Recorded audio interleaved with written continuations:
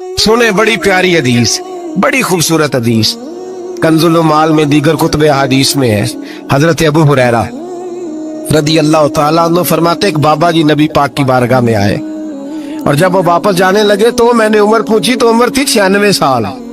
कहते हैं बुजुर्ग जब आए ना तो ये भवें जो है ना उनकी सफेद होके तो यूं आंखों पे आ गई। बड़ी छड़ी बाबा जी ने पकड़ी हुई और दोनों हाथ पकड़ के ना छड़ी के ऊपर झुके हुए हैं एक जानिब। कुर्बान जाऊं, कहते हैं जब वो बुजुर्ग मस्जिद में दाखिल हुए तो मेरे रसूल ने खड़े होकर इस्तकबाल फरमाया, खड़े हो, और नबी करीम सल्लल्लाहु अलैहि वसल्लम ने आगे बढ़ के बाबा जी को बाजू से पकड़ा और बिठाया। हुजूर बैठ गए। कहा बुजुर्गों कैसे आए हो? तो कहते हैं वो बाबा जी बात करते तो आंख खोल के पहले हुजूर का चेहरा देखते, फिर वो बात करते तो उनके लबो लहजे के अंदर बड़ी परेशानी, बड़ी तकलीफ, बड़ी मायूसी। अर्ज करने लगे या रसूल अल्लाह, हुजूर जिंदगी सारी गुनाहों में बीत गई है, हुजूर गलतियां ही गलतियां, याद माजी अजाब है यार, अब छीन ले मुझसे हाफजा मेरा। ऐ अल्लाह के रसूल बड़ी लंबी फहरिस्त है, पाप ही पाप है, काले स्याह दफ्तर है। या रसूल अल्लाह सल्लल्लाहु अलैहि वसल्लम जब पलट के देखता हूँ हुजूर मुझे नेकी दिखाई नहीं देती। हुजूर इस उम्र में आपका एक सहाबी मिला है, उसने बात समझाई है तो थोड़ा ख्याल आया है, लेकिन या रसूल अल्लाह सल्लल्लाहु अलैहि वसल्लम अब मेरा वजूद बेकार हो गया है, हुजूर बूढ़ा हो गया हूँ। 3 बातें कही बुजुर्गों ने और निराली कही। कहने लगे या रसूल अल्लाह सल्लल्लाहु अलैहि वसल्लम, हुजूर अब तो मेरी कमर भी सीधी नहीं होती कि मैं नमाज ही सही अदा कर सकूं, बूढ़ा हो गया हूँ। या रसूल अल्लाह सल्लल्लाहु अलैहि वसल्लम अब मेरे अंदर ताकत नहीं कि मैं मेहनत मजदूरी करके सदके और खैरात दे सकूं। या रसूल अल्लाह सल्लल्लाहु अलैहि वसल्लम अब मैं तलवार लेके जिहाद भी नहीं कर सकता, हुजूर ना मैं लंबी नमाजें पढ़ सकता हूँ, आका ना मैं सदकातो खैरात दे सकता हूँ, महबूबा ना मैं दीन के लिए कोई जिहाद कर सकता हूँ। बेकार वजूद है, बेकार बेकार वजूद को तो घर वाले बर्दाश्त नहीं करते, बच्चे दुआ करते हैं या अल्लाह अब्बा जी को पर्दा दे दे, अम्मा को पर्दा दे दे, बेकार हो गया हूँ और आज आया हूँ तो मुझ बेकार को मेरा रब कबूल कर लेगा। आज कलमा पढ़ूं तो बेकार हूँ, किसी काम का नहीं, ना नमाज ना सदकात ना जिहाद, कबूल कर लेगा। हजरत अबू हुरैरा फरमाते हैं जैसे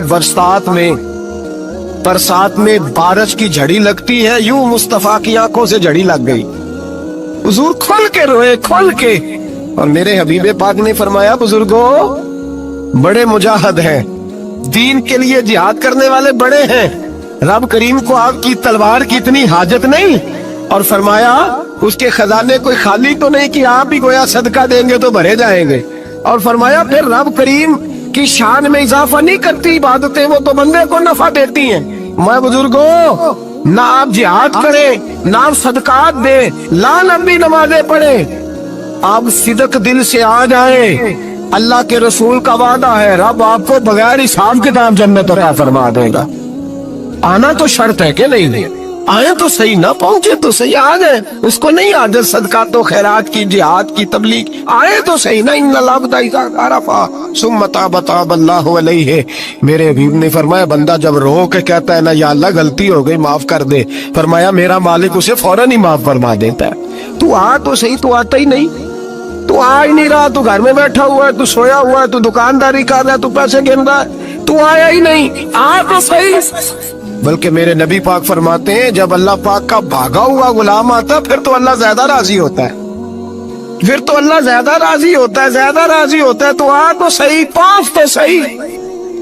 बल्कि सूफिया तो और बात करते हैं, वो कहते तो कभी भूल के भी रब रब करे तो अल्लाह तो उसे भी कबूल कर लेता है, भूल के। मुल्ला रूमी कहते हैं बनी इस्राइल का बंदा है, सनम पत्थर को कहते हैं, बुत को कहते हैं, बुत के सामने खड़ा है और सारी रात कहता है या सनम या सनम या सनम, ऐ पत्थर ऐ बुत, सारी रात पुकारता रहा।